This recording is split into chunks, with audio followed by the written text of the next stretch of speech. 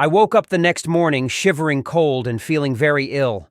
I've since determined that the FEMA chemtrail airplane was spraying more than the normal mind control agents. It was spraying military-grade nerve agent. I can prove this fact by pointing out that the spray was long-lasting and debilitating. In any case, how else could you account for the fact that all three of us were equally affected? All three of us! In a rare moment of weakness, I totally forgot about Ranger Dan and Larry. Had I really left Dan to face last night's siege alone, and while he was incapacitated by FEMA nerve gas, he must have fought bravely until the end, as that's just the kind of guy old Dan was, a man of action. As my mind cleared, I realized that Dan saved the lives of Larry and I last night by drawing fire away from us. Larry, where's Larry? I remembered seeing Larry slam into the tree and fall to the ground, so he must have been killed or taken prisoner by the NASA assault force. I kept low to conceal my position, as now I had to extract myself from the battlefield and regroup. It was then that I saw two figures in the distance sitting on a rock ledge. Surely they must be part of some mop-up unit sent in by the assault unit to eliminate all witnesses. I instantly fell to the ground and began to low-crawl down the hill. But then a voice cried out from the direction of the two mop-up unit members. "Hey, Memphis! Over here!" It sounded like Larry's voice. He was being tortured by NASA, and now he was calling for help.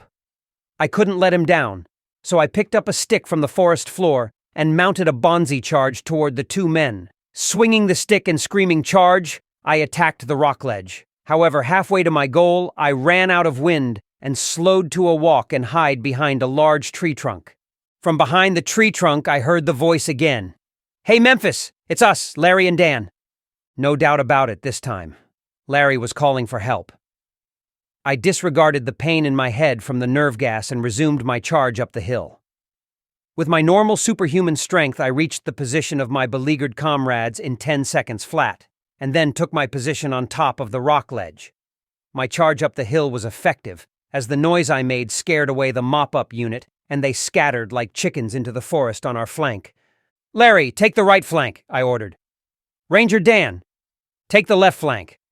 I'll create a diversion to the rear." As I was throwing rocks into the forest, Larry climbed up on the rock ledge and tugged at my arm. "I don't think NASA attacked us last night. Ranger Dan thinks the bells were ringing because of the thunderstorm and the wind," said Larry. I looked down at Ranger Dan, who was still sitting on the rock ledge. "Dan, Larry must have hit his head hard when he fell out off the zip line." "By the way," said Ranger Dan, "nobody has ever gone down that zip line before. You two are the first."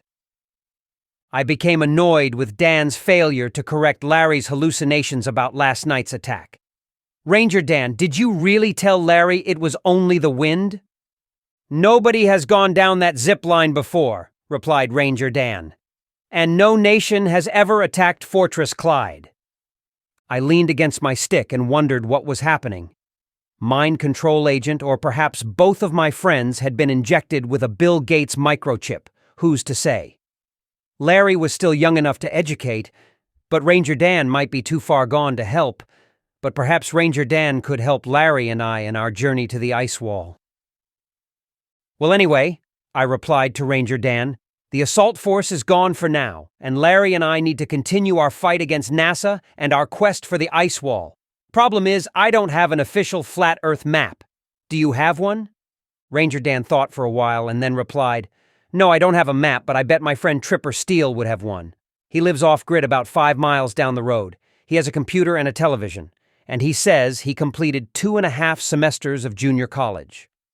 Ranger Dan gave both Larry and I copper wristbands, and we made our way down the dirt road to Tripper Steele's off-grid homestead.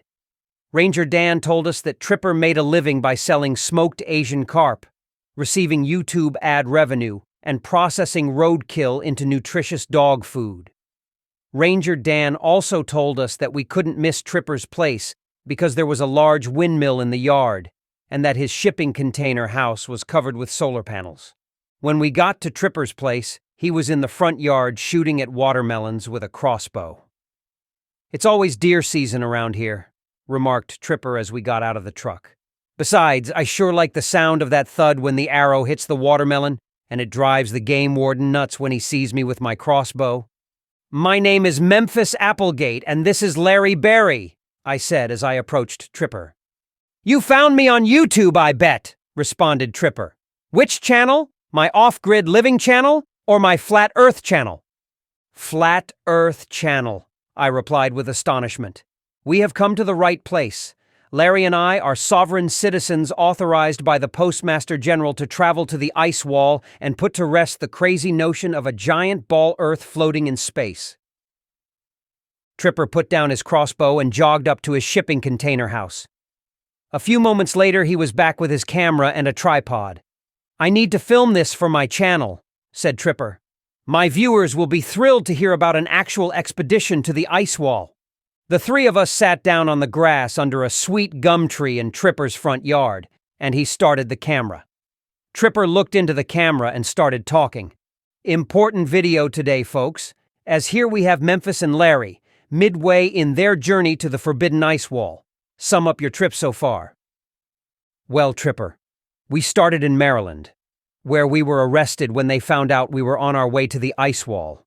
We have been attacked by NASA, FEMA, the CIA, and the FBI. They installed tracking devices in us, and I believe a NASA assault team injected Larry here with a Bill Gates microchip last night. Larry, I've heard about those chips, said Tripper. What has been the effect? Larry, who had been quiet up to now, spoke up. It wiped out my memory, I guess, as this morning I thought last night's attack by NASA was just a thunderstorm. Juicy stuff, replied Tripper. Have they hit you with nerve gas or cosmic radiation? That is pretty common, you know.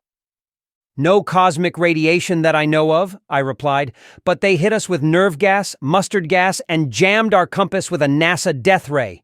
We actually came here today to see if you could help us find a flat Earth map. We will never find the ice wall using the fake maps issued by the New World Order. Tripper turned off the camera and jogged back up to the house. He returned a few minutes later, turned the camera back on, and made a production of handing me an official flat Earth map. As you can see, Memphis, there is no east or west on the map, just north to the North Pole and south to the ice wall and the edge of the Crystal Dome. It looks like the shortest way by land is going through South America, said Larry. But if all directions are south, then in what direction from here do we need to go to reach Mexico? Remember, the Earth is flat, responded Tripper. You simply draw a vector from where you are to where you want to go, then stay on that line. Yay, that makes sense to me, I said. Tripper turned the camera off again, and again jogged back to the house. He returned in a few minutes with a brown, grease-stained paper bag. Would you guys like to buy some fresh, smoked Asian carp? $10 a pound. As we pulled out of Tripper's yard, the truck started filling up with dust from the road, which was then coating our supper of fresh, smoked Asian carp. But that was the least of our troubles, as Tripper's game warden friend was parked across the road from Tripper's place, and he pulled in behind us as soon as we passed him. We've been under surveillance, I told Larry. Or it could be that Tripper is an illegal poacher, and the game warden was watching him, was Larry's response. It's going to be a long trip to the ice wall if you don't get wiser to the tricks of the enemy, I replied to Larry. It'll be a long, long trip to the ice wall.